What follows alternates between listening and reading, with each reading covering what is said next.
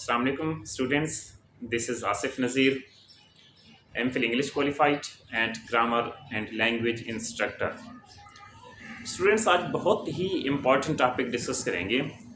वो है history and origin of English language. English language की तारीख और इंग्लिश लैंग्वेज कैसे वजूद में आई, आज इस टॉपिक पे हम बात करेंगे। स्टूडेंट्स देखें, लैंग्वेज वही बोली जाती है जो फातिहीन की होती है और जिसका लिटरेचर ज़रख़ेज़ होता है।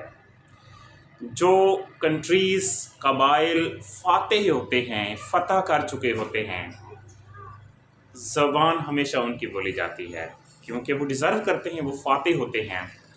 उसके बाद जिस लैंग्वेज का लिटरेचर फर्टाइल होता है, ज़रख़ेज़ होता है, जिसके राइटर्स बेपनाह होते हैं, बहुत ज़्यादा लिखारी जिस ज़बान के होते हैं, जिसमें ड्रामाटिस्ट होते हैं, पोइट होते हैं, प्रोज राइटर्स होते हैं, नावलिस्ट होते हैं, लिंग्विस्ट होते हैं, जिस लैंग्वेज के भी राइटर्स ज़्यादा होते हैं, जिसका लिटरेचर फर्टाइल होता है, वो ज़बान हमेशा डोमिनेंट रहती है। आज हम डिस्कस करते हैं history and origin of English language. देखिए, इंग्लिश लैंग्वेज की इब्तदा 50 BC से हमें मिलती है।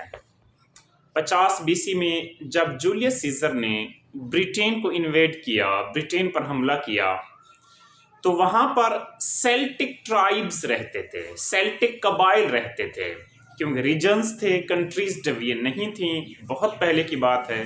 तो ट्राइब्स रहते थे, सेल्टिक ट्राइब्स, और उनकी लैंग्वेज को, उन सेल्टिक ट्राइब्स की लैंग्वेज को गायलिक लैंग्वेज या वेल्श लैंग्वेज कहा जाता था। तो जूलियस सीजर इन जुबानों को ब्रिटेन लेकर आया, बरतानिया लेकर आया, जो अब बरतानिया है, पहले तो रीजन्स थे, लेकर आया और मुतारिफ करवाया। उसके बाद हमें कुछ ट्रेसेस मिलते हैं इंग्लिश लैंग्वेज के। देखें, अर्ली इंग्लिश, और वहाँ जूलियस सीजर के बाद कुछ कबाइल, कुछ ट्राइब्स मशरिक से आए बरतानिया में। वही मशरिक जो आज जर्मनी के तौर पर मशहूर है, जिसको आज जर्मनी कहा जाता है। तो वहाँ से जर्मन्स यानी कि मशरकी ट्राइब्स वहाँ बरतानिया आए और वहाँ पर मुकीम हुए। उनकी यानी बरतानवी लैंग्वेज और इंग्लिश लैंग्वेज और जर्मन लैंग्वेज आज भी सिमिलैरिटी रखती है, आज भी मिलती जुलती है। उनके ट्रेसेस अभी भी इंग्लिश लैंग्वेज में मिलते हैं। किस लैंग्वेज के? जर्मन लैंग्वेज के सिमिलैरिटीज हमें आज भी मिलती हैं। उसके बाद हमें ट्रेसेस मिलते हैं, यानी फर्स्ट ऑफ ऑल हमें डायलेक्ट्स मिले हैं, गायलिक और वेल्श। उसके बाद जर्मनी से कुछ ट्राइब्स आए, उन्होंने अपनी ज़ुबान जर्मन मुतारिफ करवाई, तो इंग्लिश लैंग्वेज में कुछ जर्मन ट्रेसेस भी मिलते हैं। उसके बाद एंग्लो सैक्सन का दौर आता है, जो निहायत ही फेमस है और जहां से एक बेसिक इंग्लिश की इब्तिदा हो रही है। एंग्लो सैक्सन ट्राइब्स स्कैंडिनेविया से आते हैं, स्कैंडिनेविया से कहीं दूर रीजन से आते हैं और बरतानिया आकर मुकीम होते हैं, और वर्ड इंग्लिश भी यहां से ओरिजिनेट हो रहा है। एंगल एंड सैक्सन, इनको मिलाकर एक लफ्ज उन्होंने बनाया था एंग्लेस्क। एंग्लेस्क, यहां से हमें इंग्लिश के लफ्ज की इब्तिदा मिल रही है, हमें इंग्लिश लैंग्वेज के ट्रेसेस मिल रहे हैं। इसके बाद नेक्स्ट फ्यू सेंचुरीज यानी अगली काफी सारी सदियों में 4 डायलेक्ट्स, 4 फेमस डायलेक्ट्स वहां बोले जाते रहे। ये बहुत पास्ट की बात है, 10वीं सदी से भी पहले की बात मैं कर रहा हूं। वहां पर 4 डायलेक्ट्स है। कौन कौन से? नॉर्थम्ब्राइन, मर्शियन, वेस्ट सैक्सन और कैंटिश। ये 4 डायलेक्ट्स वहां पर बरतानिया में बोले जाते रहे। इन 4 डायलेक्ट्स के बाद West Saxon king invaded tribes. West Saxon king, west से सैक्सन किंग आता है, बरतानिया पर हमलावर होता है और गालिब आ जाता है। मैंने पहले कहा है कि लैंग्वेज हमेशा डोमिनेंट की बोली जाती है, फातिहीन की बोली जाती है, तो वहां से वो वेसिक्स लैंग्वेज मुतारिफ करवाता है। वेसिक्स लैंग्वेज के अल्फाबेट को रूनिक कहा जाता था, और रूनिक के ट्रेसेस इंग्लिश लैंग्वेज में मिलते हैं हमें। इसके बाद वेस्ट सिक्स लैंग्वेज के बाद बैटल ऑफ हेस्टिंग, एक जंग होती है जिसको बैटल ऑफ हेस्टिंग कहा जाता है। यहां से फ्रेंच लैंग्वेज इंग्लिश में दाखिल हो रही है। देखें, French king battle of Hastings में इंग्लिश किंग को, इंग्लिश बादशाह को शिकस्त दे देता है और उसके बाद फ्रेंच लैंग्वेज इंग्लैंड में, बर्तानिया में डोमिनेट कर जाती है और फ्रेंच बोली जाती है।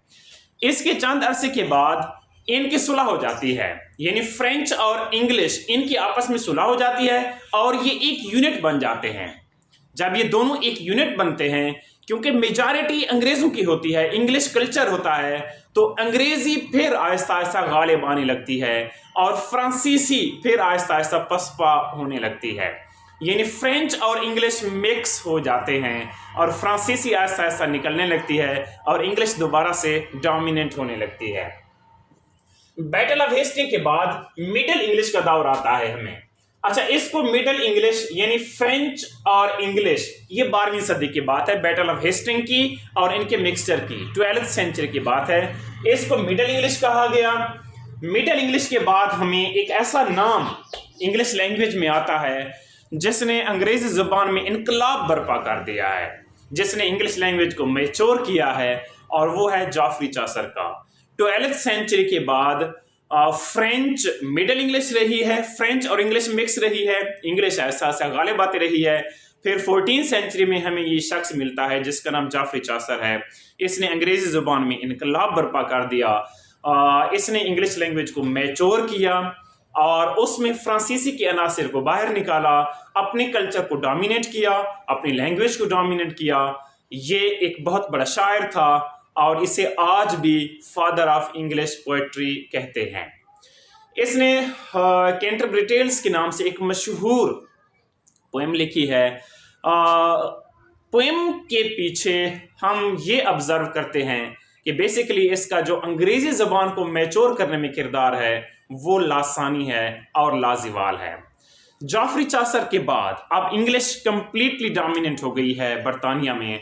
जॉफरी चासर के बाद मजीद इंग्लिश लैंग्वेज को इम्प्रूव करने में जिस एलिमेंट ने किरदार अदा किया है वो है 15th सेंचुरी में printing press. Printing press 15th century में ईजाद हो रहा है, यानी छापाखाना। 15th सेंचुरी में प्रिंटिंग प्रेस की ईजाद से अंग्रेजी पहले बोली जाती थी, अब छपने भी लग गए थे।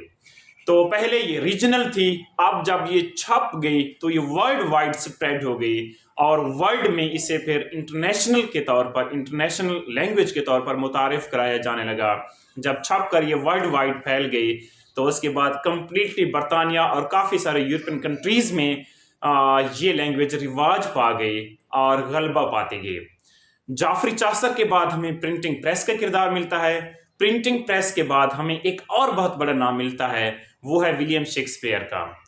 विलियम शेक्सपियर को फादर ऑफ इंग्लैंड भी कहते हैं, विलियम शेक्सपियर को प्रॉफिट ऑफ इंग्लैंड भी कहते हैं। विलियम शेक्सपियर एक ट्रेजेडियन है जिसने ट्रेजेडीज लिखी हैं बेसिकली, और लैंग्वेज के हवाले से भी इसका बहुत बड़ा किरदार है।